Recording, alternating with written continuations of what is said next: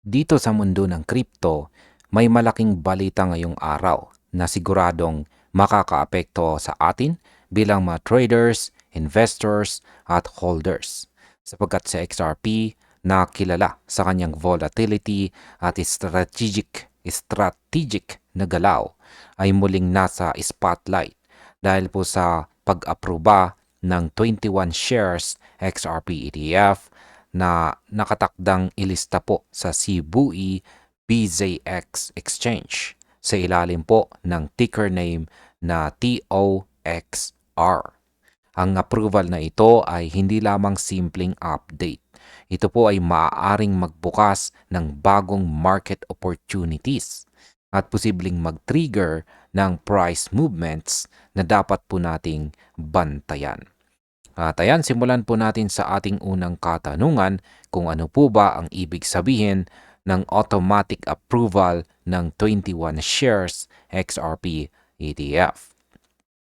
Ayan, ang 21 shares ay isa po sa pinaka malalaking issuers ng crypto exchange traded products sa mundo.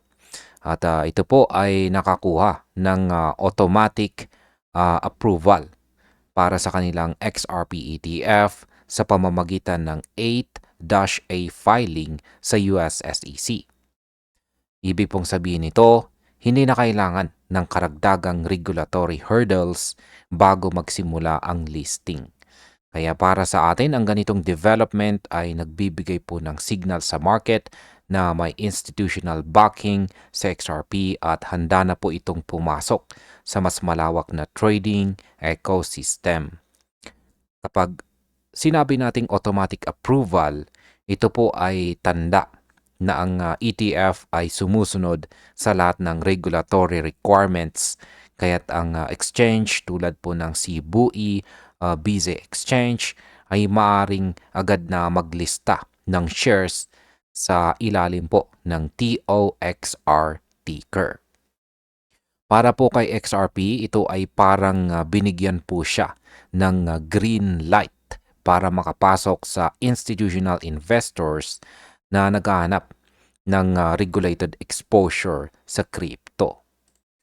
Ngayon ay paano naman po makakaapekto ang bagong listing ng ETF sa presyo ni XRP? Tumas po sa XRP ng 5% nitong huling 24 hours or last 24 hours matapos pong bumaba siya ng higit sa 9% kung saan ay nagpapakita ng malakas na rebound. Ang approval po ng 21 shares XRP ETF kasama po ang iba pang ETF tulad po ng Bitwise, Franklin Templeton at saka Grayscale ay nagbigay po ng positibong sentiment sa market. Kaya para po sa atin, ang pagtaas po ng presyo ay direct result po yan ng bagong interest mula sa mga traders at holders na naghahanap po ng exposure sa regulated products. Ang trading volume ay tumaas din ng 26% na nagpapakita na marami pong traders ang nagkaka-interest kay XRP ngayon. Ito po ay normal na galaw sa market kapag may major ETF launch dahil maraming institutional at retail players ang nagre-reposition ng kanilang portfolios. Ngayon ay ano naman po ang role ng mga custodian at administrators ng 21 shares XRP ETF. Ang ETF ay may mga trusted custodians tulad po ng Coinbase Custody, Anchorage Digital Bank at BitGo Trust para siguraduhin na ang XRP ay ligtas at saka transparent. Ang BNY Mellon naman ang magsisilbing cash custodian, administrator at saka transfer agent, habang ang Foresight Global Services ang siyang marketing agent. Para po sa atin bilang mga investors, mahalaga po ito dahil ang security at professional management ng ETF ay nagbibigay po ng confidence sa mga holders na ang kanilang exposure kay XRP ay secure at saka regulated. Ang ganito pong setup ay kadalasang nagdudulot ng stable market, stable market perception, at maaari pong magpababa ng panic selling. Ano naman po ang investment objective ng TOXR XRP ETF? Ang pangunahing layunin po ng 21 shares XRP ETF ay ang magbigay ng direct exposure kay XRP na sinusundan ang spot prices batay po sa CME CF XRP dollar reference rate. Ibig sabihin ang ETF ay hindi lamang speculative. Ito po ay na-design para gayahin ang real market price ng XRP. Kaya't mas predictable ang galaw kumpara po sa derivatives o futures.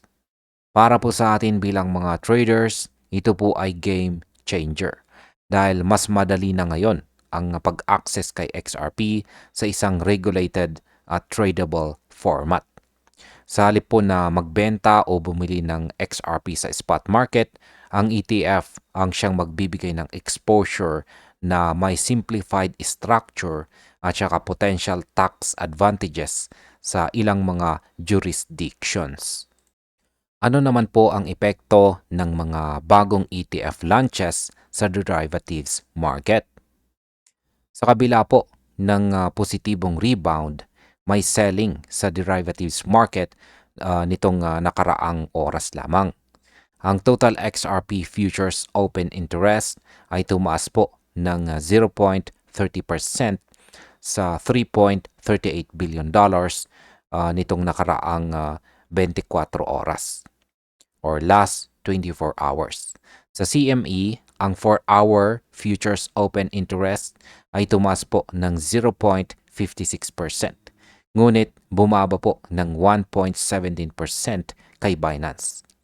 Para po sa atin, ang ganitong galaw ay normal po sa mga panahon ng major product launches. Ang mga traders ay maaari pong nagre-hedge or nagre-reposition sa futures habang sinasalo ang potential upside mula sa mga bagong ETF. Mahalaga po na bantayan natin ang open interest at derivatives activity dahil ito po ay nagre-reveal ng sentiment at saka market positioning. Ngayon ay ano naman po ang posibleng future impact ng TOXR sa crypto market? Ang listing po ng TOXR ay maaring magbukas ng institutional participation kay XRP na dati ay limitado lamang sa mga spot exchanges. Kapag dumami po ang institutional inflows, may posibilidad na tumaas po ang liquidity, bumaba ang spreads, at maging mas predictable ang price action ng XRP. Para po sa atin, mahalagang maging disiplinado po tayo. Ang mga long-term holders at traders ay dapat pong mag-monitor ng support levels habang sinusubaybayan po natin ang market reaction sa mga ETF launches. Ang potential po na volatility ay opportunity at saka risk sabay. Yan, sabay pong opportunity at saka risk. At bilang panghuli ay ano naman ang aking masasabi tungkol dito? Sa aking opinyon, ang approval po ng 21 shares XRP ETF ay isang major milestone para kay XRP. Hindi lang ito nagdadala ng regulated exposure sa mga investors, kundi nagpapakita rin ng institutional confidence sa coin. Para sa atin, ito po ay magandang signal para posibleng upward momentum. Ayan, nagpapakita po ito ng magandang signal ng isang posibleng pagtaas ng momentum. Pero tulad po ng lahat ng mga crypto setups, syempre may risk pa rin na dapat po nating bantayan. Ang susunod po na linggo ay magiging exciting dahil malalaman po natin kung paano po magre-react sa XRP sa listing ng TOXR. Para po sa atin bilang mga traders at holders, ito po ay pagkakataon para planuhin po natin ang ating entry at saka exit strategies. at i-maximize ang ating potential gains ng hindi po nagpapabaya sa ating risk management. At ayan, hanggang dito na lamang po tayo sa video na ito mga ka-crypto. Maraming salamat sa panonood.